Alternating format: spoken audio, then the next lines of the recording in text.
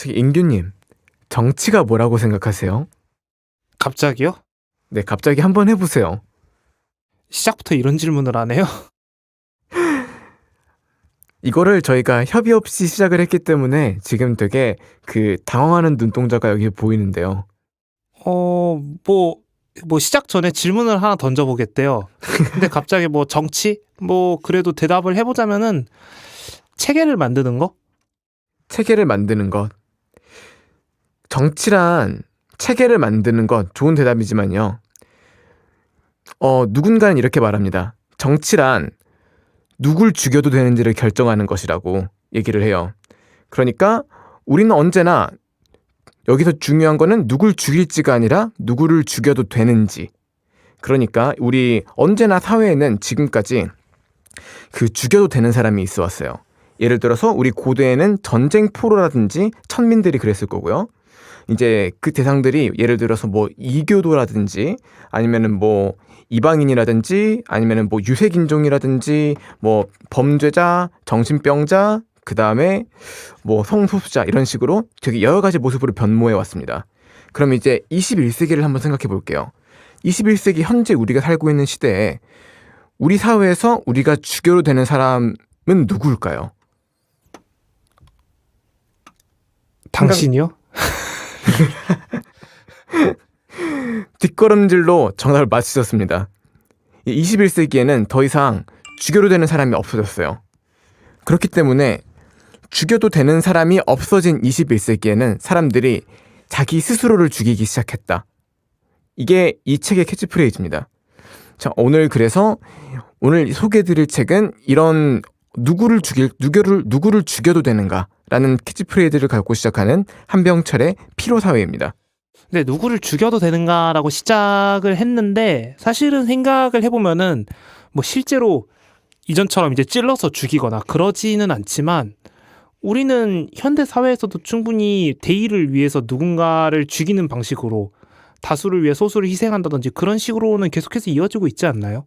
그러니까 여기서 말하는 주교로 되는 사람들이라는 거는 말하자면 주권자라고 표현을 했거든요. 그러니까 이 사회를 어떤 관리하는 사람이 있어서 그 관리하는 사람이 그 관리자의 권한으로 얘는 죽여도 되라고 공인한 사람들이에요.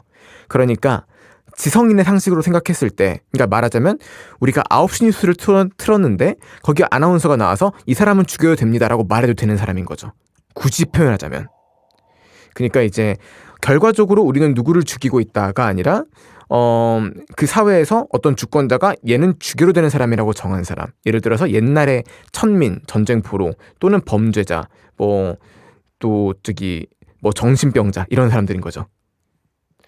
그리고 21세기에는 드디어 그런 사람이 한 명도 없게 됐고요. 그래서 이 저자의 말을 빌리자면 이제 주교로 되는 사람이 없어진 현대인들은 이제 스스로를 죽이기 시작했다. 이렇게 얘기를 합니다. 이것만 들어봤을 때는 저희가 또 이제 저번 방송 때 이야기를 했던 또 제목에도 넣었던 분주함과도 조금은 비슷한 개념일 수도 있지 않을까라는 생각이 듭니다. 그 분주함이라고 하는 게 이 글의 가장 핵심적인 내용 중에 하나예요. 제가 책을 잘 갖고 왔네요. 그쵸. 이건 또 이제 이 책은 또 이전부터 준비하시던 책 아닙니까? 네, 사실 이거는 옛날에 제가 군대에 있었을 시절부터 되게 재밌게 읽었던 책인데 처음 읽었을 때는 제가 이제 와서 생각해보면 내용을 잘 이해를 못했던 것 같아요. 그래서 처음에 읽었을 때는 되게 그 인사이트는 되게 재밌는데 결론이 좀 맥 빠진다라고 생각을 했거든요. 근데 이번에 좀 마음을 가다듬고 제대로 읽어보니까 내가 이 책을 제대로 이해를 못했구나.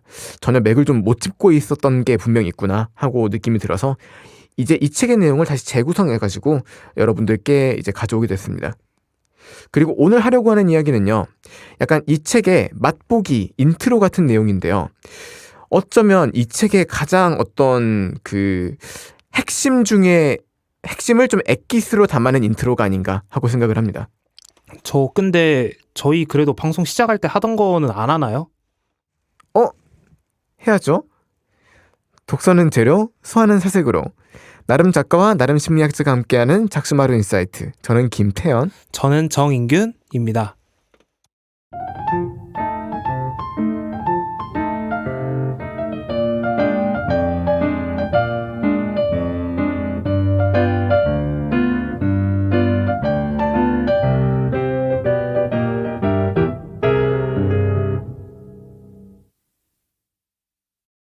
이번에도 저는 그 인규님께 다른 질문을 하나 드려가지고 이 방송을 좀 진행을 했으면 해요.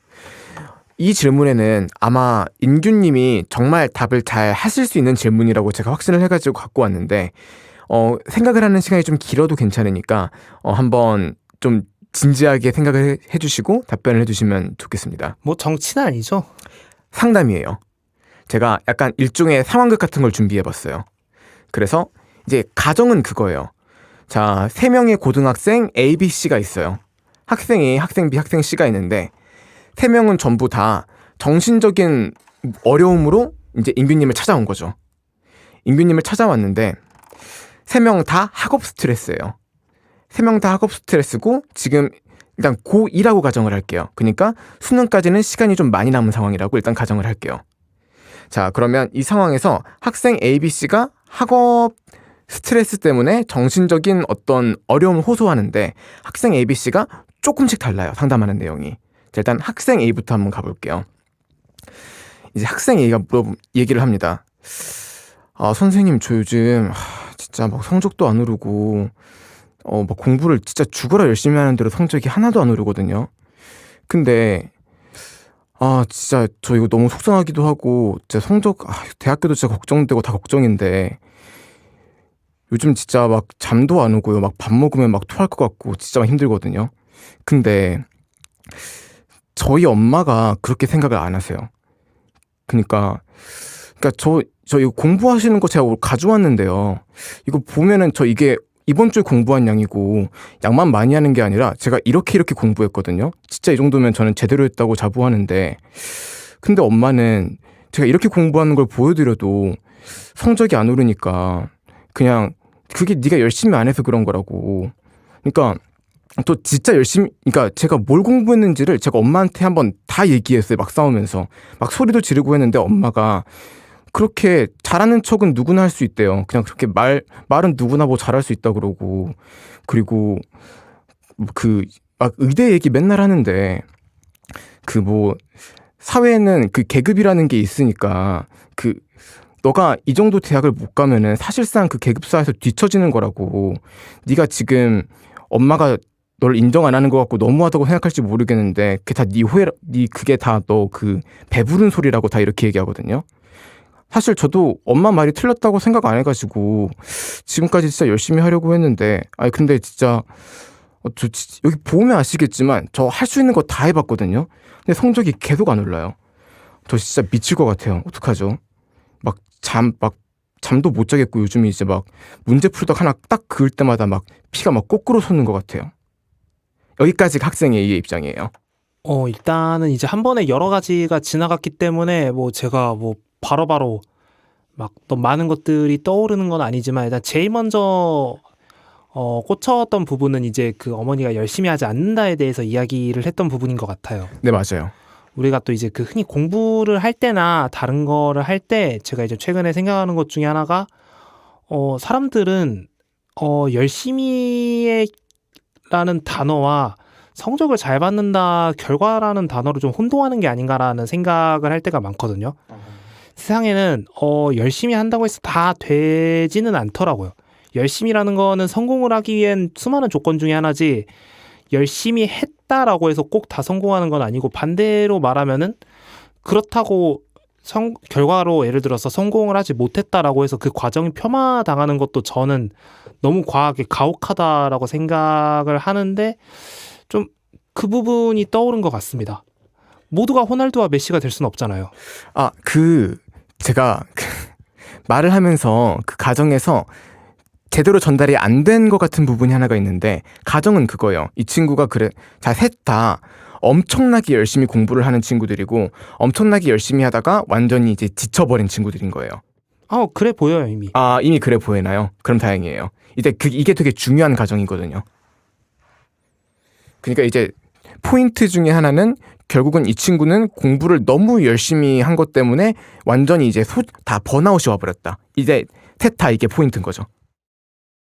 뭐 제가 아직 한 명밖에 못 듣기는 했지만 그렇네요. 그런 것들까지 다 이야기를 했어야 됐나라는 생각이 드는데 사실 이미 스토리 안에서 번아웃이라는 거는 다 나와 있다라고 충분히 생각을 해가지고 그냥 그 부분이 떠오릅니다. 번아웃이 올 정도로 자기는 충분히 노력을 했다. 근데 인정은 전혀 못 받고 있다. 그리고 그냥 아이가 좀 걱정되네요. 그쵸. 이게 사실 이게 또 실제로 좀 일어나는 일이잖아요. 현실에서. 사실 셋 다 좀 현실에서 있을 법한 일을 한번 제가 만들어 보려고 일단 상황은 제가 한번 좀 꾸며봤거든요. 우선 이게 학생 A의 입장이었고요. 이번엔 그럼 학생 B로 바로 한번 들어가 볼까요? 이제 학생 B가 이번엔 찾아와가지고 다시 상담을 할게요. 쌤, 저 진짜 진짜 공부 요즘 너무 열심히 했는데 진짜 공부를 진짜 막 하루에 막 초시계로 재면서 막 10시간 넘게 하고 막 이렇게 하고 있거든요. 하루에 막 한 2-3시간 자고 막 이러면서. 근데 이렇게 열심히 하는 게 안 그러면 이번에 대학에 못 갈 것 같아요. 그러니까 약간 느낌이 왔어요. 대학에 못 갈 것 같은데 근데 이제 솔직히 그 대학이 인생에서 전부가 아니라 막 이런 말 많이 하는데 솔직히 막 그렇게 안일하게 생각할 수는 없는 거잖아요. 대학은 실제로 사람들이 대학만 가지고 많이 판단하잖아요. 사회 나가면.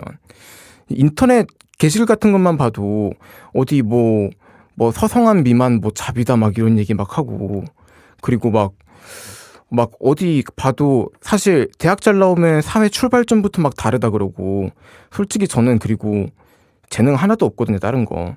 그냥 잘하는 것도 없고 솔직히 얼굴도 별로고 막 이래가지고 공부라도 좀 잘해야 그러니까 최소한 뭐 장가라도 가지 않겠나 뭐 이런 생각도 좀 들고요. 뭐 멀리 갈 것도 없이 그냥 그렇잖아요. 솔직히 막 어른들이 너무 스트레스 받지 마라 이런 말 하고 사실 저희 부모님도 그러거든요. 저희 부모님도 뭐 열심히 하는 게 좋은 거지 이런 식으로 말하는데 솔직히 아닌 거 다 알잖아요.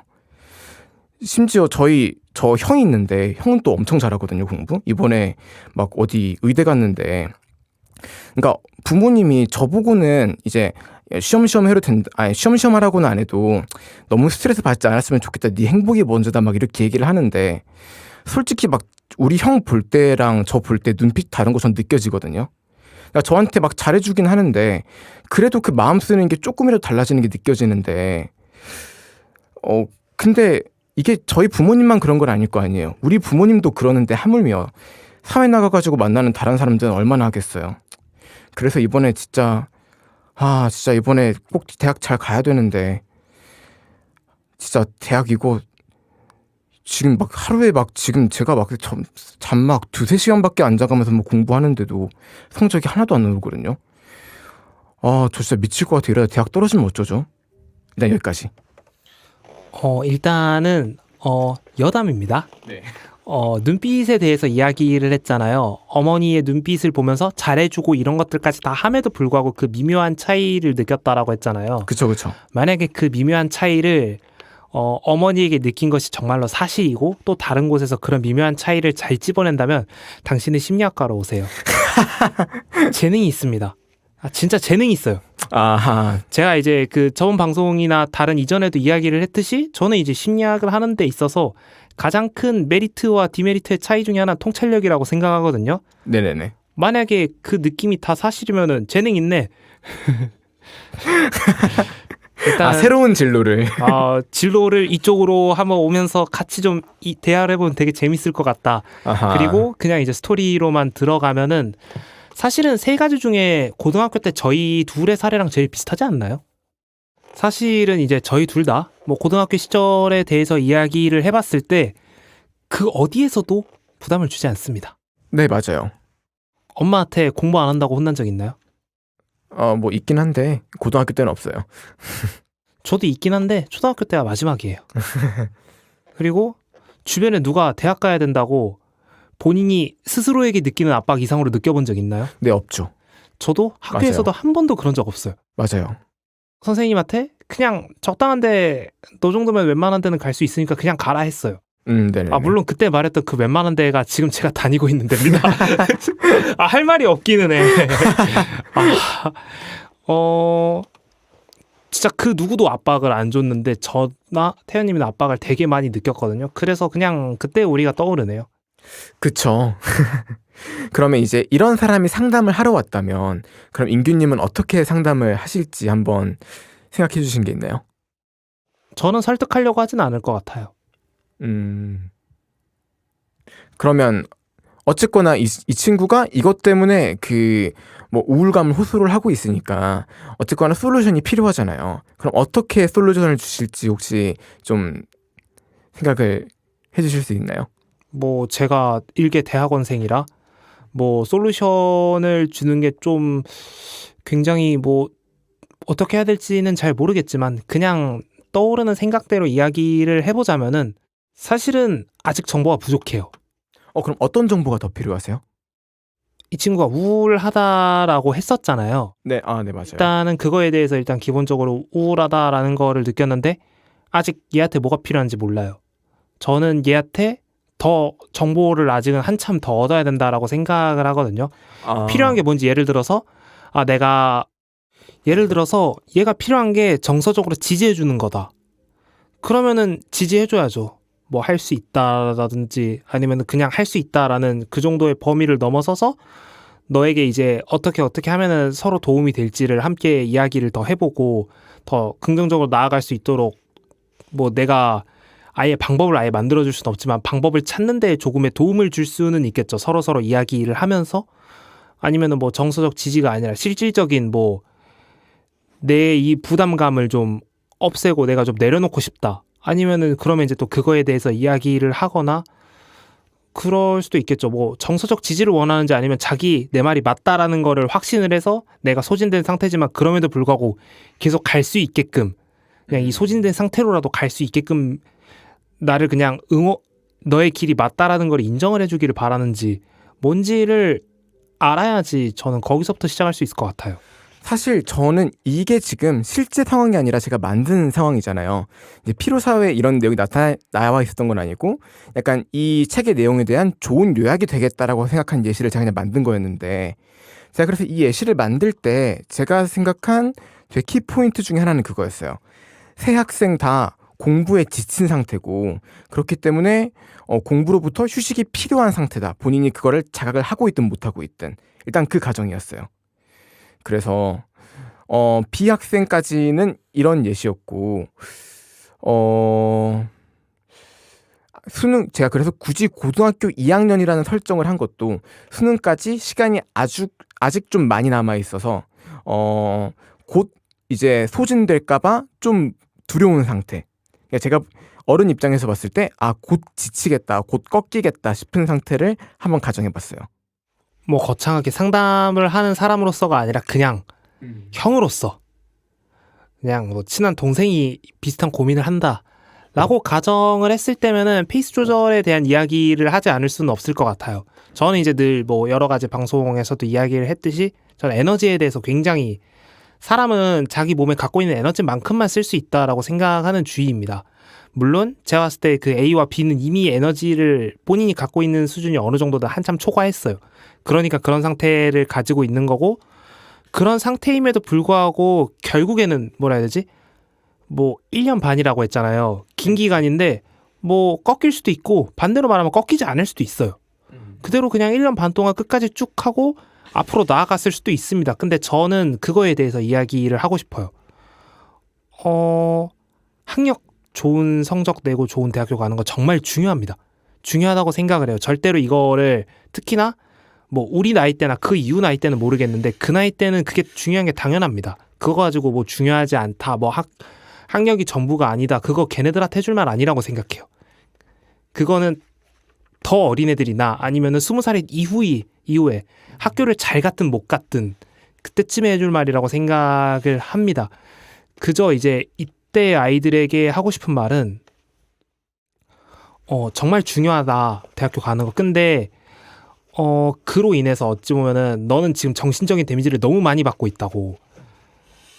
뭐 학력이 너의 뭐 경력이나 능력을 인정하는 데 쓰일 수는 있지만 그게 너의 정신적인 소진을 보상하지는 못해요. 너가 이게 너무 그걸로 중요한 것 같아요. 너가 그걸로 인해서 이미 정신적으로 데미지를 입으면은 그게 수능이 끝난다고 해서 하루 아침에 치유되는 게 아니거든요. 좋은 대학을 간다고 해서 예를 들어서 데미지가 예를 들어서 어느 정도 안 되는 수준이면은 성적 잘 받으면 다 치유됩니다. 솔직히 다 돼요. 근데 그쵸. 이미 몸을 가눌 수가 없을 정도로 막 각종 이제 거의 심리적으로 봤을 때 증상이 나타날 정도로 뭐 그 정도로 심각해진다면은 대학을 잘 간다고 해서 그게 자연스럽게 사라지지 않을 거고 이거는 너의 앞으로 살아가는 데 있어서 이게 계속 페널티로 작용이 될 수 있다고. 계속 마음의 병을 안고 살아가야 되는 거니까 그 페널티를 어느 정도는 이제 본인이 그럴 수 있다라는 것 정도는 알고 있어야 된다고 생각을 해요. 왜냐하면은 최소한. 네. 몰라요. 맞아요. 그냥 잘 되면 끝이라고 알아서 네, 다 될 맞아요. 거라고. 물론 뭐 대학교를 가서도 뭐가 많이 달라지고 뭐 그런 것도 있겠지만 일단 잘 되면은 지금 문제가 다 해결될 거라고 생각하는 거잖아요. 네, 그쵸. 근데 안 될 수도 있으니까 그냥 그것만 이야기를 굳이 제가 감히 애한테 참견을 하자면은 딱 그 정도까지만 이야기를 할 것 같아요. 제 기준에선 너무 좋은데요. 사실 제가 준비해왔던 도식보다 훨씬 더 이게 좋은 답변인 것 같은데, 그래서 역시 이거를 전문가한테 물어보기를 잘했네요. 그럼 그냥 이걸로 가시죠. 뭐 그래도 괜찮고요. 일단 맥락이 일맥상통하는 것도 있고요. 어찌 보면 이게 훨씬 더 밸런스가 잡힌 솔루션이라고 생각을 합니다. 그럼 일단 여기까지 하고 제가 학생 C로 한번 가볼게요. 이제 학생 C는 이제 이렇게 얘기를 한다고 하네요. 선생님, 저 공부 때문에 요즘 너무 스트레스 받아가지고 왔는데요. 저도 이제 공부 진짜 막 맨날 막 밤새가지고 하고 막 아침에 일어나면 막 가슴 막 두근두근 하거든요. 그것 때문에 막 눈 막 제대로 안 보일 때도 있고 진짜 엄청 열심히 공부하고 있는데 사실은 제가 그 중학교 때 왕따 당한 적이 있었거든요. 근데 뭐 왕따 자체를 막 심하게 당한 건 아니어가지고 막 그것 때문에 막 엄청 그런 건 아닌데 약간 그때는 제가 진짜 막 아무것도 못하는 사람인 것 같았는데 고등학교 와가지고 마음 잡고 한번 열심히 해보자 해가지고 지금 열심히 공부하고 있거든요. 근데 하면 늘더라고요, 공부라는 게. 그래가지고 하면 느네, 막상 하니까 되잖아, 약간 이게 너무 좋아서 지금까지 엄청 열심히 했어요. 물론 요즘에는 그래가지고 진짜 평생 안 하던 막 밤샘 공부도 하고 막 진짜 막 커피도 막 이렇게 마시고 막 그 카페인 음료도 마셔가면서 하는데 진짜 할 때는 진짜 너무 힘들고 한데 시험 점수 딱 맞아가지고 보면은 너무 기분 좋은 거예요. 그래가지고 이대로면 나 그 대학도 갈 수 있겠다 해가지고 진짜 열심히 하고 있었거든요. 해가지고 약간 좀 나 이렇게 잘할 수 있는 사람이라는 걸 일단 나 자신한테로 증명을 하고 싶었고, 나중에 이제 뭐 결혼을 하게 되면은 정말 멋진 남편, 좀 좋은 아빠의 약간 첫걸음으로 약간 내가 나를 믿어주는 계기가 있었으면 좋겠다 싶어가지고 저 진짜 죽어라 열심히 하고 있거든요.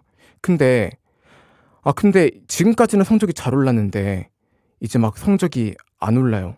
이제 막 오히려 지금 막 떨어지고 있는 것 같거든요. 막 공부를 제가 지금까지 한 공부도 있는데 보시면 알겠지만 대충 한 거 아닌데, 그리고 요즘은 공부량을 더 늘렸으면 늘렸지 줄이진 않았는데 계속 성적이 떨어져요.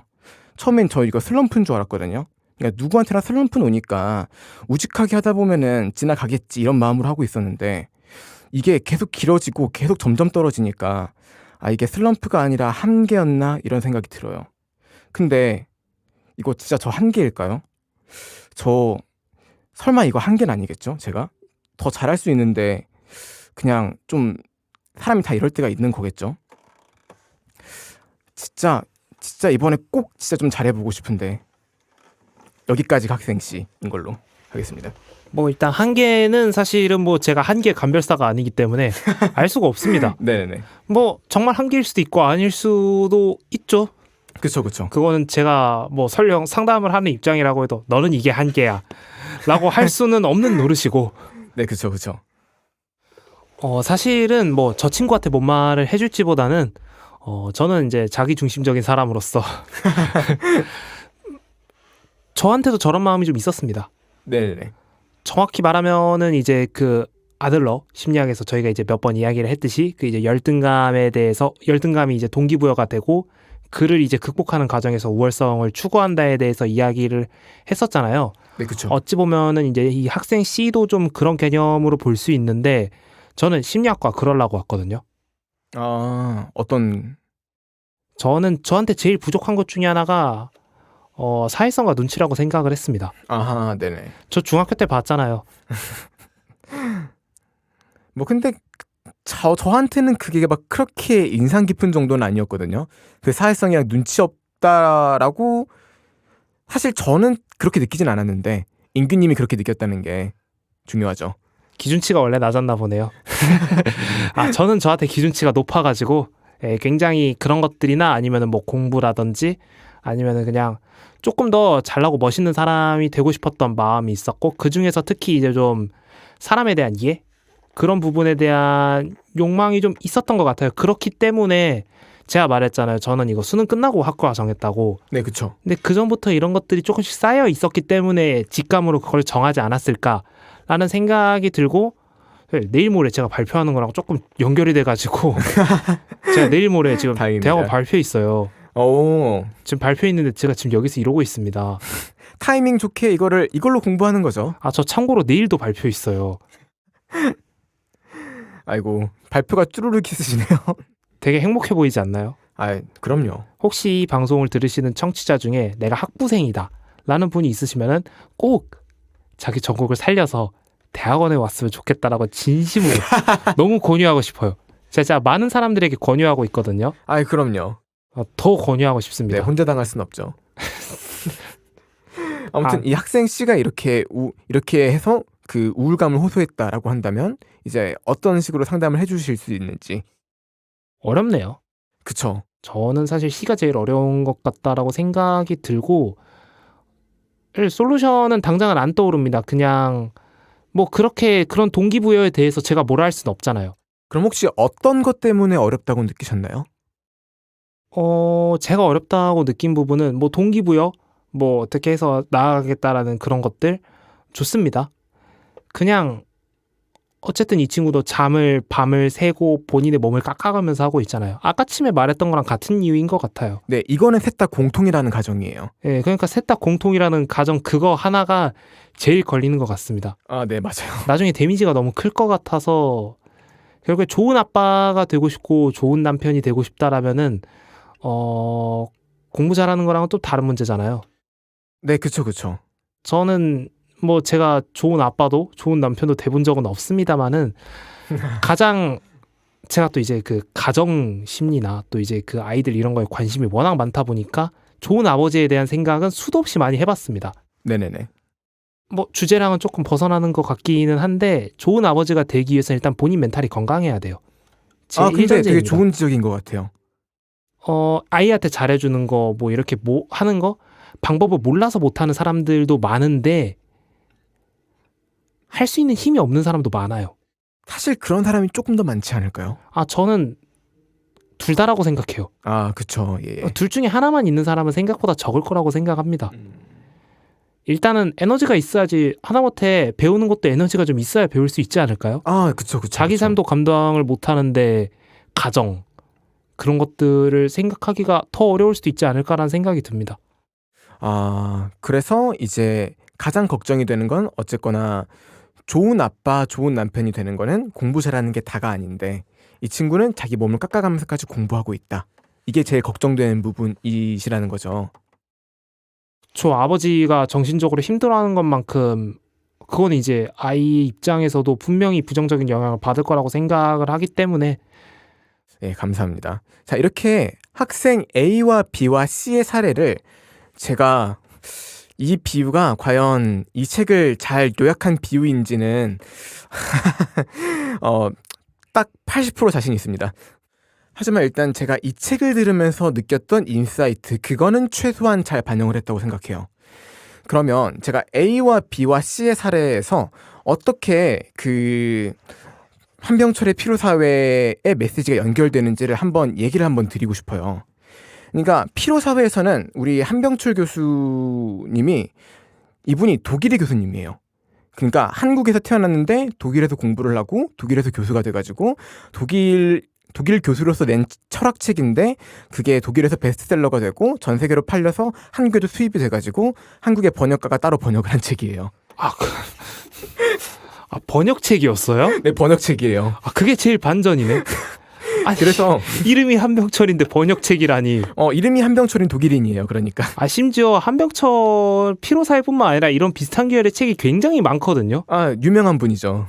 예, 그래가지고 또 저는 이제 또 책 장사를 하면서 뭐 에로스의 사회라든지 아니면 다른 이제 온전성 기타 등등 되게 많거든요. 근데 다 번역책인 줄은 처음 알았습니다. 아마 다 번역책이 맞을 거예요. 근데 애초에 독일의 철학자니까. 뭐라 해야 되지? 그 글을 읽으면서 이거는 느낌적인 느낌이기는 한데 제 기준으로 봤을 때는 뭐라고 표현해야 될지 모르는 어색함이 있긴 했거든요. 네, 맞아요. 그 독일인 특유의 그 독일 문체 특유의 그 어려운 말들이 되게 많아요. 어려운 말도 많고 전 개인적으로 이게 사랑의 기술보다 읽기 훨씬 피곤했거든요. 필요한 책이네요. 필요한 책이죠. 저는 그래서 이거를 피로사회를 이제 대학 시절에 처음에 읽었을 때 이 사람은 조금 더 쉽게 말할 수도 있지 않았을까? 그런 생각이 사실 제일 많이 들었어요. 자, 애초에 이게 심리학 책이 아니라 철학 책이다 보니까 일단 설명하고 있는 주제 자체가 훨씬 더 좀 두루뭉술하게 표현되는 면도 있고요. 무엇보다 독일 철학자다 보니까 독일 사회를 기준으로 말을 했어요. 그렇다 보니까 한국인 사회에 100% 적용하기에는 아무래도 좀 무리가 있죠. 이제 그걸 감안하고 제가 대충 큰 줄기는 이런 맥락이구나 하고 느꼈던 거를 일단 학생 A와 B와 C로 일단 시연을 해가지고 표현을 한 건데요. 우선 학생 A의 일단 이 책의 대전제 큰 흐름부터 일단 짚고 갈게요. 이 책에서 얘기를 하는 인사이트 중에 가장 큰 줄기는 시대마다 그 시대 특유의 병리학이 있다는 얘기예요. 그래서 20세기까지는 그게 약간 면역에 가까운 질환이었어요. 그러니까 우리 면역이 어떻게 되는 건지 알고 있죠. 예를 들어서 난생 처음 보는 이물질이 우리 몸속에 들어온다면 그러면 우리 몸은 그 이물질과 한번 싸우죠. 이물질과 이렇게 한번 싸우고 나서 그 이제 면역력이라는 거를 이렇게 만드는 거죠. 그 이물질에 대한. 그렇기 때문에 외부와 내부의 경계가 뚜렷하고 그리고 무엇과 싸워야 될지가 뚜렷해요. 그러니까 외부의 경계와 싸운다라고 하는 전제가 있는 거죠. 그리고 21세기의 병리학은 면역의 형태를 띠고 있지 않다는 게 특징이라고 했어요. 면역의 특징이 아니라 우울증의 도식이다. 그리고 소진의 도식이다. 그러니까 사람들은 21세기 들어서는 누군가와 싸우는 게 아니라 탈진한다. 이런 이야기를 많이 했거든요. 그리고 사람을 탈진하게 만드는 거는 어떤 부정적인 개념이 아니라 긍정의 개념이다. 그러니까 나는 할 수 있다라고 하는 그 마인드가 사람을 탈진하게 만들고 그게 우울증을 만든다라고 한 거였어요. 그래서 학생 A와 B와 C를 제가 예시를 가져왔는데 이 책의 인사이트를 따르면 학생 A와 B는 우울감을 호소하는 학생, 그러니까 면역학적 도식에 의해서 고통받고 있는 학생, 그리고 학생 C는 우울증을 앓고 있는 학생, 그러니까 우울증의 위험에 있는 학생, 그러니까 소진의 위험을 겪고 있는 학생인 거죠. 우선 제가 들어온 예시를 조금 차근차근 설명을 해보자면, 자, A라는 학생이 힘들어하는 이유는 공부를 너무 많이 해서요. 공부를 너무 많이 해서 마음이 너무 지쳐있고 강박적인 그 사고방식 때문에 지금 그것 때문에 마음이 힘들어요. 그런데 이 강박적인 이 사고방식을 계속 지속하게 만드는 요인은 어머니인 거예요. 그러니까 한마디로 실제하는 타자가 있는 거죠. 실제로 타자가 이 자아를 공격하고 있고, 그렇기 때문에 이 친구는 현재 이 우울 상태에서 벗어나려고 하면은 이 타자를 치워버려야 돼요. 사실상 불가능한 영역이네요. 그렇기 때문에 타자를 아예 치워버리는 건 불가능하지만 내적으로라도 저항할 힘을 길러주자라고 한다면, 이런 학생이 상담했을 때 물론 이제 수능이 많이 남았고 이 친구의 에너지는 얼마 남지 않았기 때문에 이 요인을 제거를 해줘야 된다라는 목적의식을 가지고 상담을 한다고 하면, 그거는 너가 그렇게 느끼고 있지만 네 잘못이 아니야. 그거는 어쨌거나 네가 이렇게 열심히 공부했다는 건 네 자신이 제일 잘 알고 있고, 그리고 어머니가 그렇게 말씀하신 건 속상한 마음에 그렇게 하셨겠지만 너를 충분히 모르시고 하시는 거잖아. 그리고 네가 얼마나 열심히 했는지는 네가 알지. 공부는 물론 점수를 잘 내서 잘 가는 게 베스트지만 일단 너가 얼마나 열심히 했는지 그 경험 자체가 너한테 정말 큰 경험이 될 거야. 그리고 너는 지금까지 잘해왔다. 그리고 어머니가 너한테 그렇게 말씀하시는 거는 그거는 너의 잘못이 아니다. 그러니까 일단 너가 너를 보살피는 시간을 어떻게든 가지는 게 꼭 중요하다라는 거를 일단 일깨워주는 게 이 책에 의하면은 좋은 솔루션이 아닐까 하고 생각을 했어요. 조금 다른 이야기이기는 한데 이거를 보면 어쩌면 타자에 의해서 생기는 문제잖아요. 네, 그렇죠. 실제로 이제 최근에 광주에서 시행된 정책 중에 하나가 갑자기 하나 떠올라가지고 말하는데, 저희가 이제 최근에 이상심리학 같은 거에 대해서 이야기를 하면은 병적인 증상을 보이는 게 가족 때문인 경우가 꽤 많습니다. 사실 엄청 거의 많아요. 그러지 않을까요? 네, 저는 그렇다고 봐요. 그 중에서도 특히 부모님. 저희가 저희 둘이 또 이제 그 펜션 가서 또 같이 금쪽이도 보는 사이지 않습니까? 저희 지금까지 수많은 금쪽이를 봤지만 부모님이 최선의 대처를 나름대로 했는데, 전문가는 아니지만 비전문가로서 저 정도면 정말 잘 대처했음에도 불구하고 아이가 좀 상태가 좀 많이 힘들었던 건 딱 하나밖에 못 봤거든요. 맞죠. 뭔지 알겠죠? 네, 뭔지 알죠. 그 이제 그 아이 아버지가 이제 엘리베이터까지 타가지고 했던. 맞아요, 기억나요. 네, 어쨌든 그거인데, 그래서 이제 최근에 광주에서 시행한 정책이 있습니다. 기껏 치유를 해놔도 가족한테 돌아가면 다시 돌아오니까 이렇게 이제 치료를 하는 사람이 이제 기존의 원가족으로부터 떨어져서 따로 이제 센터에서 지낼 수 있도록 지원을 해주는 제도가 광주에서 시행이 됐다라고 해요. 그게 진짜 필요한 사람들한테는 좋은 제도겠네요. 저는 생각보다 많은 사람들한테 필요할 거라고 생각을 합니다. 이게 부모님이 굉장히 막 무슨 사례에 나온 거는 조금 어느 정도의 심각성을 보이긴 했지만 이거보다 설령 그렇지 않다라고 할지라도 1년 365일 붙어 있는 게 항상 도움이 되지 않을 순 있잖아요. 그리고 어느 정도 서로 떨어져 있으면은 어쩌면 조금 더 쉽게 해결이 될 수 있는 문제일 수도 있고. 사실 부모님이랑 자식이 둘 다 말하자면 좀 정상인처럼 보여도 그들이 안 맞으면 정말 힘들 거라고 생각해요.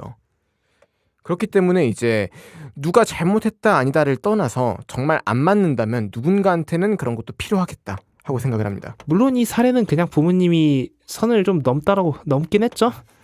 일부러 그 타자를 상정하기 위해서 그냥 일단 부모라는 존재를 한번 가져와 봤고요. 좀 있을 법한 일을 좀 만들려고. 자, 일단 두 번째 사례 한번 가볼게요. 이제 학생 B 같은 경우. 학생 B의 경우에는 아까 얘가 열심히 공부하는 이유가 말하자면 그거였죠. 내가 이대로 사회를 나가면은 사회에서 찬밥 신세가 될까봐. 그냥 짧게 이야기하면 불안이죠.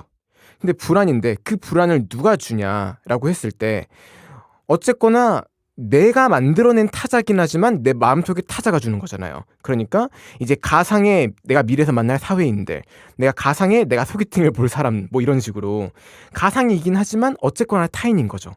그렇기 때문에 이것도 엄밀히 치면 그 면역학적 도식을 따르고 있는 거예요. 왜냐면 어쨌거나 싸워야 될 타자가 존재하고요. 그렇기 때문에 이 친구의 그 우울 도식으로만 가지고 봤을 때는 이 친구의 증상을 완화해주기 위해선 어쨌거나 타자의 존재를 부정해주는 걸 해야 된다는 건 똑같은 거거든요. 그렇기 때문에 그 타자에 대한 부정이 완전한 현실 도피는 아닐지라도 최소한 그래 너가 하는 말이 분명 어느 정도 맞는 말이고 그렇게 생각할 만하고 너한테 지금 공부가 제일 중요한 건 맞는데 너가 생각하는 것이랑 실제 네가 겪을 사회는 생각보다 좀 많이 다를 거야. 그리고 내가 어떤 말을 해줘도 그때 가서 겪는 거랑은 절대 같지 않을 테니까 내가 함부로 말해줄 순 없지만 사람은 그렇게 학력 하나로만 모든 게 정해지는 게 아니고 결국에는 너라는 사람의 그 총 집합인 거 아니냐. 그렇기 때문에 너는 공부를 열심히 하는 것도 중요하지만 지금 너라고 하는 그 사람의 인격을 잘 보존을 해가지고 어디가 이제 정신적으로 많이 상하거나 하지 않게 잘 보존해가지고 너가 성인이 되는 게 지금 더 중요한 문제가 아니겠느냐. 이런 식으로 설득을 해줘서 내 가상의 타자에 대한 존재감을 줄여주는 것. 그렇게 해서 그런 부정성을 약화시켜주는 것이 분명 필요할 거라고 생각해요. 그런데 학생 C 같은 경우에는 케이스가 좀 많이 다르죠. 진짜 싸울 대상도 없네요. 그러니까 학생 C는 아까 그 인규님이 제가 이 말 해줬으면 했던 말을 그대로 해주셨거든요. 보고 멋지네라고 하셨잖아요. 이게 문제예요. 학생 C는 분명 문제 있는 친구가 맞아요. 그렇기 때문에 이 친구 같은 경우에는 그 부정을 할 대상이 존재하지 않잖아요. 그리고 무엇보다 이 친구는 그 자기가 공부를 너무 많이 해서 힘들어하는 상황이고 그것 때문에 실제로 신체적인 증상까지 호소할 정도로 극단적인 상황인데 문제는 이게 응원해주고 싶지 않아요? 이 친구의 말을 들으면. 오. 그러니까 이 친구의 말을 들으면 너 뭐 하지 마. 너 지금 심각하니까 아무것도 하지 마라고 하고 싶은 생각이 안 들걸요? 좀 치시네요. 그래서 인정합니다. 제가 책 안 읽었는데 인정합니다. 사례 인정해요. 사례 인정해요. 그리고 그게 무서운 거예요. 모두가 긍정해주기 때문에 부정성이 끼어들 여지 자체가 없어요. 그래서 문제는 이 친구한테 그럼 응원해주는 게 좋은 일일까라고 하면 지금 이미 지쳐 있잖아요. 지쳐 있기 때문에 이미 지쳐서 그 에너지가 더 남아있지 않기 때문에 이 행위를 그만해야 되는 상황인 아이한테 넌 분명히 한계가 아닐 거야. 넌 분명히 더 잘할 수 있고 난 널 믿어라고 해가지고 이 친구가 열심히 더 해버리면 상황이 더 악화돼 버릴 수 있는 거죠. 그러면 그렇다고 해서 지금까지 한 것처럼 이 친구를 열심히 하는 요인을 부정해 볼까요? 그런데 열심히 시키는 요인이 자기 자신이었잖아요. 그럼 이걸 부정하려면 넌 해도 안 될 거야 라는 식으로 말을 하든지 그게 아니면 네가 열심히 해서 도착해봤자 곧 도착한 곳에 네가 원하는 것은 없어 라는 말을 하든지 둘 중에 하나인 거잖아요. 부정을 하자고 하면. 그리고 둘 다 상황을 더 나쁘게 만들지 절대 솔루션이 될 수 없죠. 그렇게 하면 안 되죠. 큰일 나죠. 문제는요. 지금 가정한 상황은 상대적으로 좀 단순한 상황인 게 수능이잖아요. 수능은 끝난단 말이에요. 언젠가 끝나요. 그럼 이제 이 친구들의 학업이라고 했던 키워드를 돈, 성취, 실적, 명예, 인정, 그 다음에 사랑 이런 걸로 한번 바꿔볼게요. 이러면 문제가 진짜 복잡해지거든요. 피로사회라고 하는 책이 꼬집고 있는 건 바로 이 부분이에요. 사랑의 기술 책을 추천해주면은 사랑 부분에 있어서는 좀 해결이 되지 않을까요? 그쵸. 그래서 저자가 제시하는 솔루션도 그거랑 정말 괴가 비슷해요. 만약에 이런 성취들, 그리고 심지어 우리가 긍정적이라고 생각하는 것들 있잖아요. 뭐 가족이라든지 인정이라든지 실적이라든지 돈 싫어하는 사람 또 없잖아요. 이런 모든 걸로 치환을 했을 때 공부는 수능은 끝이 있기라도 하지. 얘네들은 해도 끝이 없거든요. 그렇기 때문에 필시 사람이 소진하는 때가 올 수밖에 없는데 그때에도 차라리 1, 2번이면은 그 학생 A, B처럼 부정할 대상이 존재하는 경우에는 그 대상을 어떻게든 부정하면 되니까 도식 자체는 간단하거든요. 근데 이 학생 C 같은 경우에는 도식도 어려운 거예요. 근데 이거는 내가 진짜 상담을 한다라고 가정을 했을 때 뭐 이게 내가 이 일을 정말로 하게 됐을 때 이런 내담자를 만나게 돼도 어렵네요. 어렵죠. 이거를 생각을 안 해봤으면은 일단은 멋지네라는 말을 한번 했을 거고 분명히. 그쵸. 하지만 어쨌든 그 소진에 대해서 이야기를 했는데 그거는 저가 근데 또 누군가에게 말을 해주는 게 되게 조심스럽거든요. 특히나 이게 만약에 이거를 전공의 영역으로 하게 된다라면 저는 상담사를 했을 때 아니면 이런 비슷한 계열로 준 전문가 이상일 경우에는 제일 조심해야 되는 것 중에 하나가 말을 하는 거라고 생각을 해요. 저는 말을 했을 때 10개 중에 그냥 10개 중에 8개 이상은 손해라고 생각을 하거든요. 이런 경우에는. 특히나 방금 같은 케이스 같은 경우에는 하지 마라고 해도 손해고 해라고 해도 손해예요. 그러니까요. 완전 진퇴양난이죠. 진짜 그럼에도 불구하고 에너지 소진은 말해야 돼요. 그건 그럼 이렇게 생각해 봅시다. 이게 인규님이 상담사여가지고 학생한테 하는 말이 아니라 공부하고 있는 인규님 스스로한테 하는 말이라면요. 이러면 이야기가 많이 달라질 것 같다고 생각해요. 이러면 제 고등학교 이야기로 들어갔을 때라면은 저한테 고등학교 시절에 그런 거를 일단 나 자신은 나한테 할 여유가 없었고 저한테 하려면은 좀 태연님 정도는 돼야 설득할 수 있지 않을까요? 그래서 본인은 실제로 하셨잖아요. 저는 사실 학생 C에 가장 가까웠던 학생이라고 생각해요. 그렇기 때문에 이게 어떤 느낌인지에서 되게 공감을 했고 사실 지금도 학생 C예요. 저는 지금도 그리고 저뿐만 아니라 아마 사회에 아주 많은 분들이 야심만만하게 학생 C인 상태일 거라고 생각을 해요. 그런데 그러면 이제 문제의식은 얘기했으니까 이 책에서 어떤 솔루션을 얘기했는지를 일단 간단하게만 한번 얘기를 해보고 가려고 해요. 일단 큰 키워드는 두 개를 이야기를 했거든요. 첫 번째는 깊은 심심함, 두 번째는 분노였어요.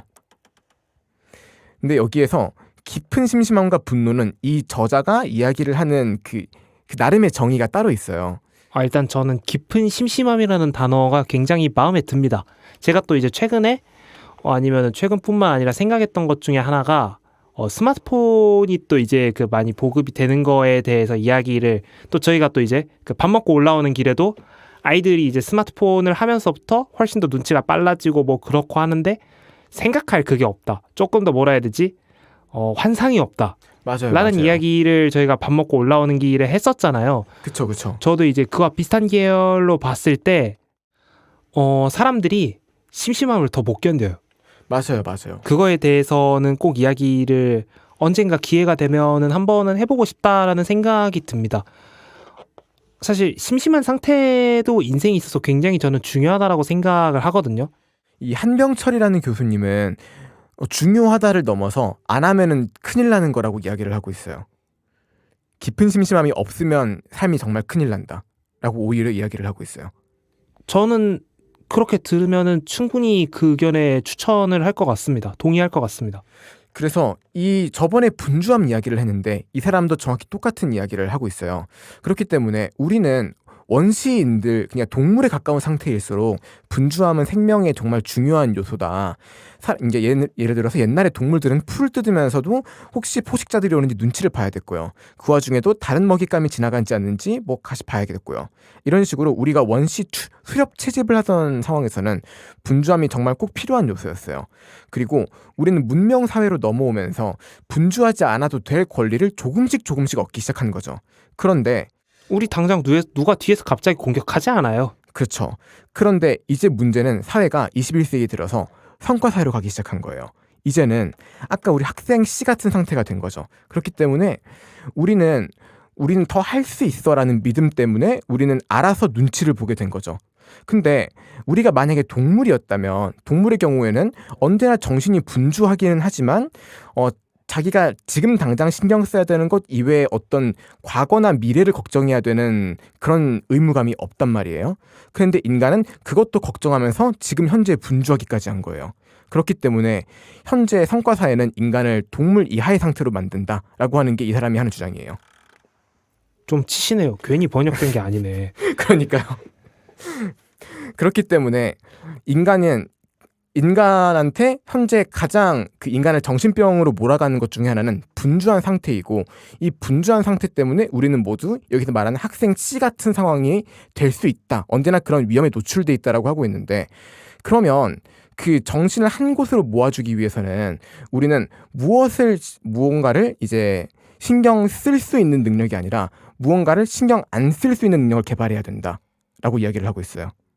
저도 그거에 대해서 갖고 싶은 능력 중에 하나거든요. 근데 우리는 심심함을 못 견디고 결국에는 음악을 틀고 사실 사람이 심심함을 견딜 수 있었으면 음악이 이렇게까지 대성하진 않았을 거라고 생각합니다. 물론이죠. 당연하죠. SNS 이렇게 대성하지 않았을 거예요. 그럼요. 가만히 있는 상태를 또 못 즐기는 이유 중에 하나는 이미 이제 그렇게 내성이 생겼잖아요. 저는 만약에 이제 사람들이 심심한 상태를 조금 더 즐기기 위해서 이거 하나가 전제돼 있으면 좀 나아질 거라고 생각을 합니다.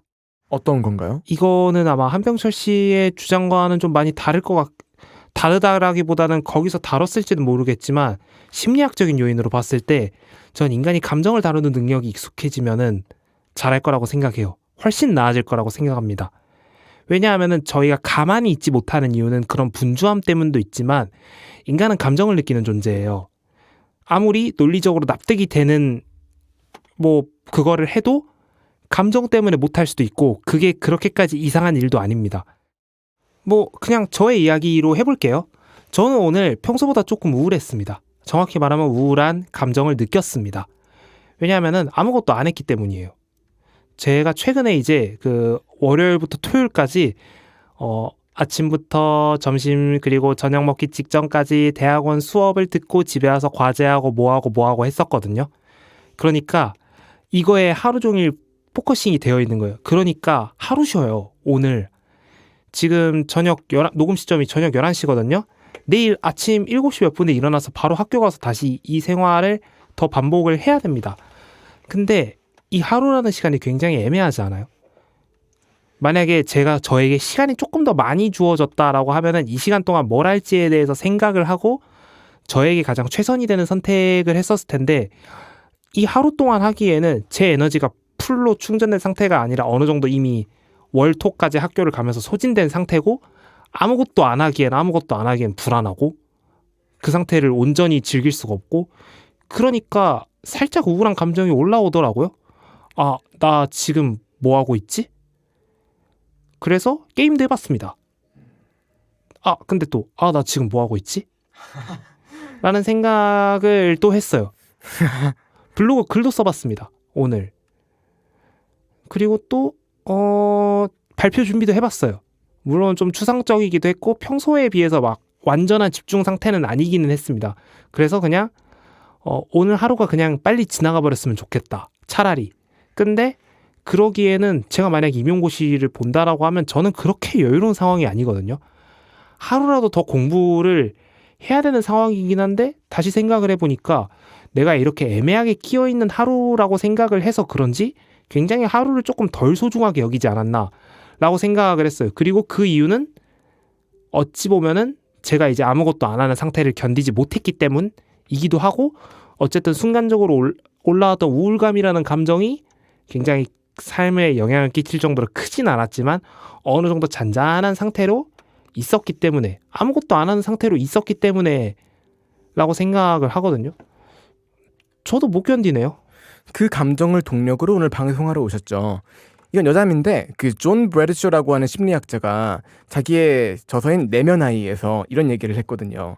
그러니까 이제 감정을 영어로 이모션이라고 하는데 이모션이 자기는 이거를 energy of motion으로 생각한대요. 그러니까 에너지의 줄임말인 E하고 모션으로 생각한다고는 얘기인데 모션은 움직임이고 에너지는 에너지잖아요. 그러니까 그 에너지를 움직이게 하는 힘이 감정에서 나온다. 그렇게 생각한다고. 뭐 말장난이지만 약간 오늘 그 감정 때문에 오늘 여기까지 행차를 했기 때문에 인규님이 그래서 뭐 저녁이 되니까 어차피 뭐 준비도 솔직히 발표 준비 별거 없어요. 저 앞에 나가서 말 잘하잖아요. 그리고 조금 안 풀리잖아요. 그러면은 열심히 준비했는데 저 친구가 열심히 준비했는데 조금 기량이 부족했구나 라고 보이게끔 할 줄 압니다. 이거 대학원 사람들 안 듣겠죠? 들려드려야죠. 큰일인데? 그리고 예, 감사합니다. 그래서 그런 것처럼 사람들은 이제 말씀하신 것처럼 이제는 내가 아무것도 안 하고 있는 상태에서 불안함을 느낀다라고 했는데 이것도 분명히 저자가 얘기하는 것 중에 아주 큰 줄기라고 생각해요. 우리는 이제 아무것도 안 하는 나 자신을 견딜 수가 없어요. 왜냐면 아무것도 안 하는 게 게으름이라고 배워서인 것도 있고 내가 하고자 하는 목표가 있는데 그 목표에 도달하기까지는 내가 아직 많이 가야 되는 걸 알고 있기 때문이기도 하고요. 그러니까 이제 그 전의 사람들은 그 전 시대 사람들은 어떤 자신을 괴롭히는 뭐 실제로든 가상이든 존재가 있어서 그 존재 때문에 괴로워했다면 현대인들을 괴롭히는 거는 지금보다 나은 상태의 나인 거죠. 지금보다 나은 상태의 내일의 나인 거죠. 그러니까 이 상태가 됐다라는 걸 지적을 하고 있고 이런 상태는 우리가 필시 그 정신을 흐트러 놓는 상태가 되잖아요. 그리고 그것 때문에 우리는 그 분산된 그 정신이 불러오는 그 부정적인 에너지가 우리를 되게 강박적으로 만든다. 약간 좀 이런 느낌이었는데 그래서 우리 깊은 심심함이라고 하는 거는요. 무언가를 신경 쓰지 않을 수 있는 능력이고요. 뭔가를 할 수 있는 능력이 아니라 하지 않을 수 있는 능력이에요. 그래서 이거는 또 제가 또 하지 않을 수 있는 능력을 제가 갖고 싶었나 봐요. 아, 그쵸. 최근에 했던 것 중에 하나가 저는 만약에 제가 이제 시험을 봐서 뭐 선생님이 됐다라고 가정을 하던 아니면 이제 다른 뭔가 지금 하는 일이 아니라 다른 일을 하나를 하게 됐다라고 하면은 저는 좀 아예 사람들이 많이 없는 곳으로 가보고 싶다라는 생각을 하고 있습니다. 이거는 이제 저희 대학원 동기 중에 그 완도 아래에 있는 노아도라는 이제 섬에 사시는 이제 저희 동기분께서 이제 그 인규쌤 합격하면은 노아도로 와. 여기 좋아. 지역사회에 하면서 들었던 생각이에요. 만약에 내가 정말로 지역사회 그런 섬으로 가게 된다면 내가 어떻게 살까라는 거에 대해서 고민을 해봤거든요. 저는 이제 어차피 사실은 만약에 공직이면은 돈은 똑같이 들어오잖아요. 아, 그렇죠. 엄밀히 따져서 내가 어떻게 하든 돈은 뭐 크게 달라지는 않잖아요. 그리고 또 끝나고 나와서 할 게 그렇게 많지는 않을 거예요. 물론 저는 어차피 밖에 나가서 평소에 사람들을 많이 만나는 유형도 애시당초 아니지만 만약에 거기를 가면 내가 뭘 제일 많이 할까를 제가 시뮬레이션을 굴려봤을 때 받아보면서 멍 때리는 거예요. 아, 맞아요. 근데 그거를 오랫동안 하면서 아무것도 신경 쓰지 않는 거? 저 근데 한번 되게 해보고 싶어요, 진짜. 그게 일단 이분이 말하는 가장 중요한 두 가지 솔루션 중에 하나였어요. 그런 식으로 우리는 깊은 심심함을 느낄 필요가 있는데 이게 방금 말한 것처럼 바다를 보면서 멍을 때리거나 이게 좋은 점이 일단 우리의 정신을 릴렉스하게 풀어주면서도 분주하지 않게 해주는 거잖아요. 일단 이미 분주했던 정신은 한 곳으로 모이는 것도 중요하지만 우선은 일단 그 압력을 풀어주는 게 일단 먼저니까요. 만약에 그때 그런 압력을 푼다라고 했잖아요. 제가 만약에 바다에서 멍을 뭐 자주 그런다고 해봅시다. 처음에는 각종 감정들이 몰려오겠죠. 내가 여기서 이러고 있어도 되나 뭐 이런 것부터 심심하다 뭐 이타 등등 다 감정이 뭐 우울감이 올 수도 있고 뭐 갑자기 뭐 뜬금없는 일로 분노감이 올 수도 있고 뭐 이런저런 일이 올 수도 있겠지만 제가 안 해봐서 모르겠는데 결국엔 좀 평온해질 것 같긴 하거든요. 아, 이게 일단 저자가 말한 거랑 거의 완전히 비슷한 결인 것 같아요. 제가 오늘 오길 잘했네요. 그러니까요. 딱 준비된 주제랑 제가 오늘 했던 생각이랑 좀 많이 맞아떨어지긴 합니다. 아, 그쵸. 사실 회의를 할 만한 시간도 없었잖아요. 회의 안 하고 바로 들어갔죠. 방송하자라고 하고 바로 했기 때문에. 그리고 제가 안 알려주고 한다고 했죠. 예. 왜냐면 생생한 반응을 한번 담아보고 싶었어요. 저희가 이번 방송을 주제에서. 같이 하는 이유가 있네요. 확실히. 이런 게 또 잘 맞기 때문에 그쵸. 그냥 해보고 싶네요. 그거 되게 한번. 저도 조만간 어디서든 한번 그걸 꼭 하려고 좀 각을 보고 있습니다. 그리고 첫 번째가 깊은 심심함이었고 두 번째로 첫 번째만큼 재밌거든요. 이게 분노예요. 근데 여기서 말하는 여기 저자는 분노와 짜증을 구별하고 있어요.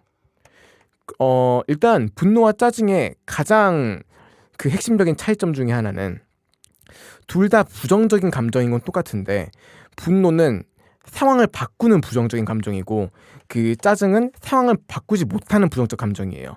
그러니까 예를 들어서 자 일단 뭐 한번 예를 들어 볼게요. 자 우리 회사에서 일을 하는데 부장님이 정말 비상식적으로 뭐 인격 모독을 한다고 한번 가정해 볼게요. 그걸 보고 아 짜증나 저 인간 왜 저래라고 한다든가 이제 그것 때문에 아 우울해졌어 하면서 책상에 도로 앉으면 그건 짜증인 거죠. 근데 그것 때문에 화가 나서 이제 여기에서 내가 퇴사를 할 결심을 한다거나 아니면 이걸 신고할 결심을 한다거나 해서 나한테 뭔가 다른 국면의 상황이 찾아오도록 하는 건 분노인 거죠. 저는 분노를 하고 왔습니다. 예, 불과의 녹음일로부터 이틀 전 저는 이제 그 대학원 수업 중에 교수님에게 바로 이제 그 특정 주제에 대해서 이야기를 하다가 분노를 느꼈습니다. 아, 저거는 내가 말을 하지 않으면은 집에 가서 잠 못 자겠다. 그래서 말을 하고 오신 거죠. 아, 전 당연히 학점? 뭐 저걸로 인해서 학점의 불이익 일단은 첫째. 그럴 만한 분이 아니라고 생각했습니다. 아하. 제가 반대 의견을 낸다라고 해서 저한테 불이익을 줄 것 같지 않았어요. 기본적으로 좋은 분이시니까 그렇죠. 저는 그렇게 생각을 했어요. 그러니까 제가 열심히 들었겠죠. 저 아시잖아요. 하기 싫으면 그냥 안 하는 거. 아 알죠. 공부는 하고 싶을 때 하는 거다. 정의균 학개론. 근데 그리고 두 번째. 이거는 내가 말을 안 하면 집에 가서 잠 못 자는데 말을 하잖아요. 그러면은 상대가 어떻게 생각할지 모르겠지만 일단 나는 편하게 잘 수 있어요.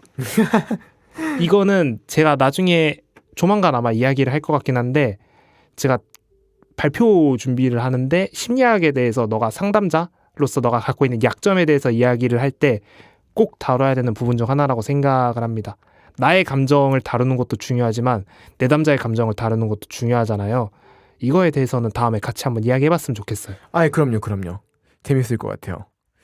아무튼 그래서 분노라고 하는 거는 어떤 효과가 있냐면 우리 분산됐던 정신을 한 곳에 모아주는 효과가 있어요. 왜냐면 애초에 우리가 짜증만 내고 거기서 액션을 취하지 못하는 이유는 우리는 이미 너무나 많은 걸 신경 쓰고 있기 때문에 그렇잖아요. 예를 들어서 회사에서 부장님이 인격모독적인 발언을 했는데도 우리는 왜 그 자리에 앉을 수 있을까요?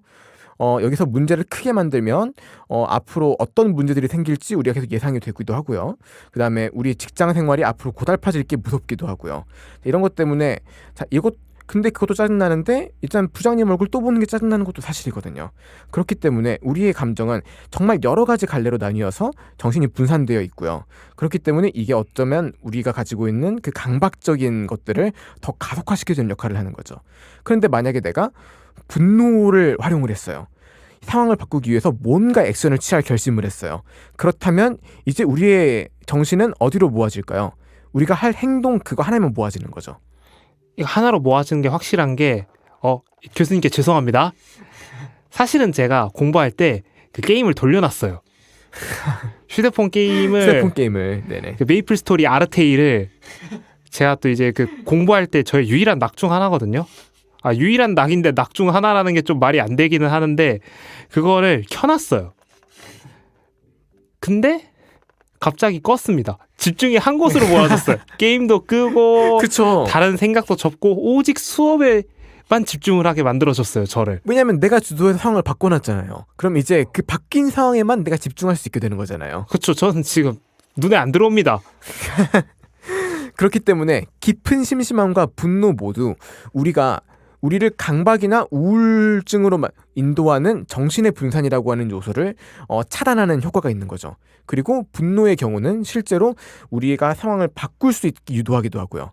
그렇기 때문에 우리는 정리를 해보자면 우리가 어떤 이상적인 우리의 그것이 되고 싶은 것 때문에 우리가 도핑되어 있는 상태일 때 우리한테 가장 중요한 것은 우리의 정신이 분산되어 있는 걸 어떻게든 막아놓는 것, 그리고 이 상황을 바꾸는 것이 필요한데 그렇게 하기 위해서는 우리는 깊은 심심함과 분노라고 하는 이 두 가지를 이용해서 우리의 정신을 한번 풀어진 정신을 한 곳으로 모아준 다음에 그 다음에 어떤 나한테 펼쳐진 상황과 국면을 바꾸어 보려는 시도를 할 수 있다라고 하는 게 이 사람이 던지는 솔루션인 거예요.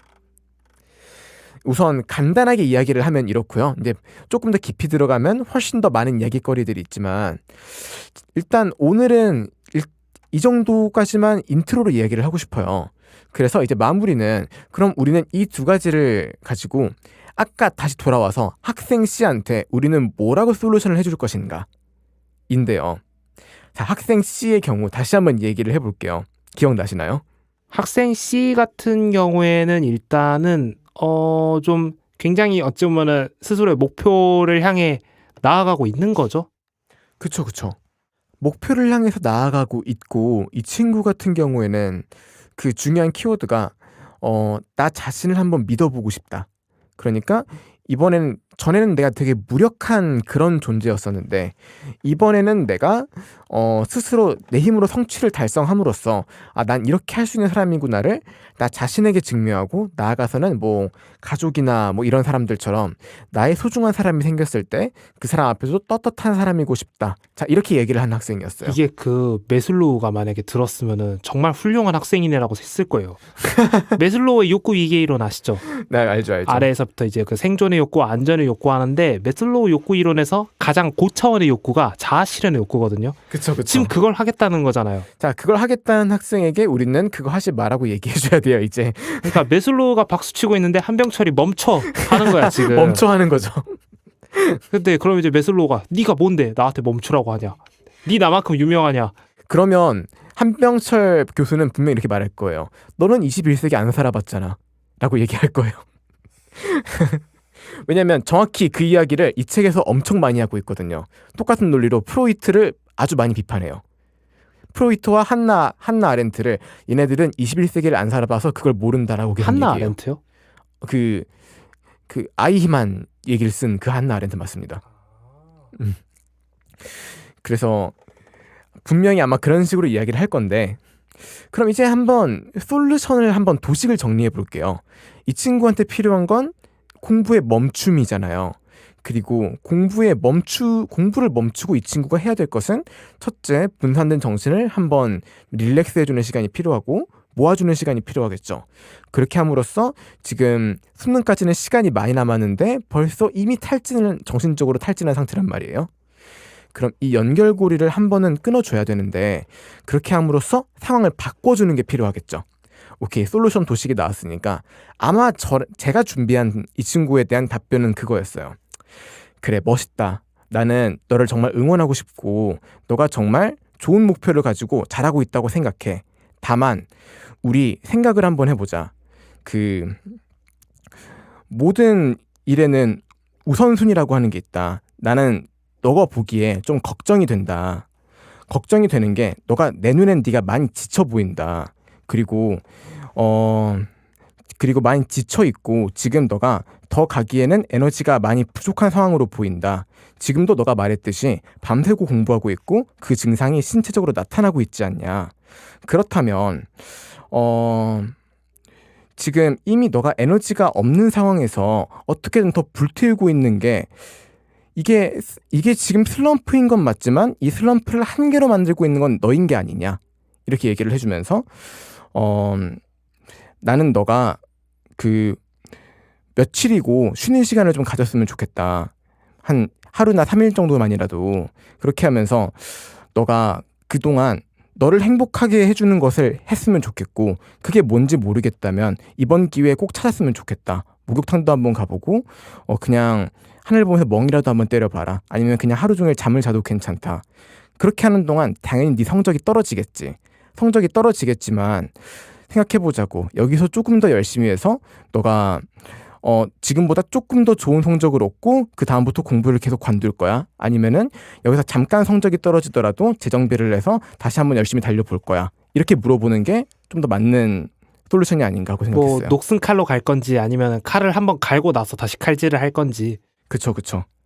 그리고 이거는 이제 제가 가상의 시나리오로 그냥 만든 예시였는데, 아까도 말했지만 애초에 한병철 교수님은 수능에 대해서 이야기하고 있지 않아요.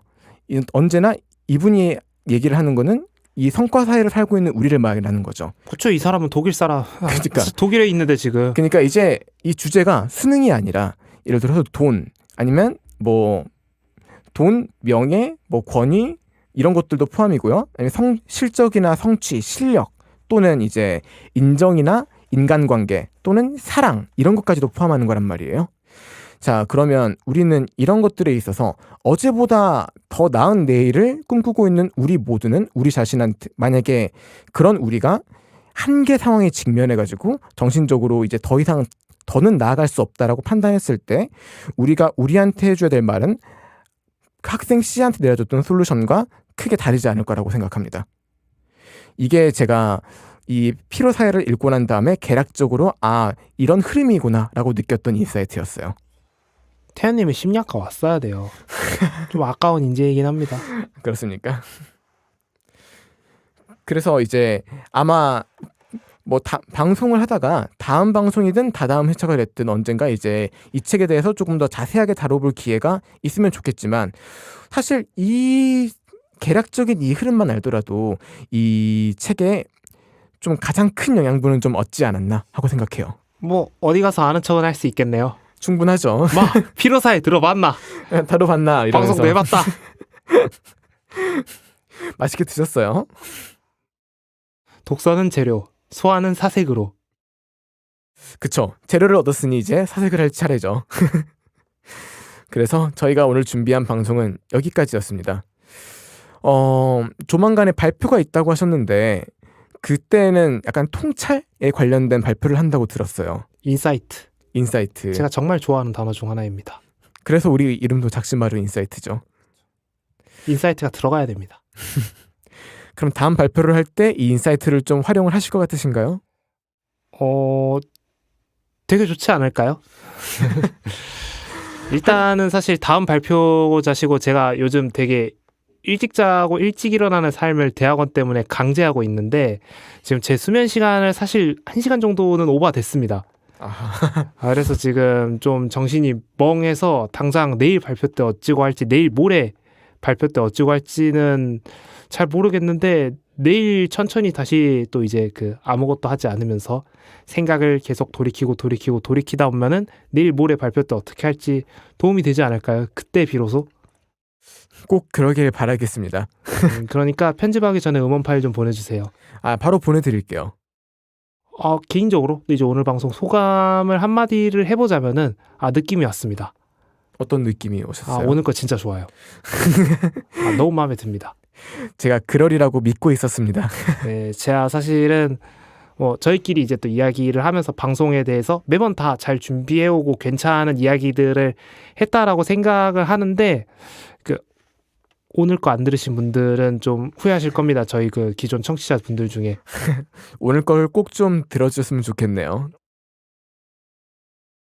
이런 건 방송 초반에 해야 되는데 이미 다 끝나가지고 말하면은. 그렇죠. 좀 빠져갈 때.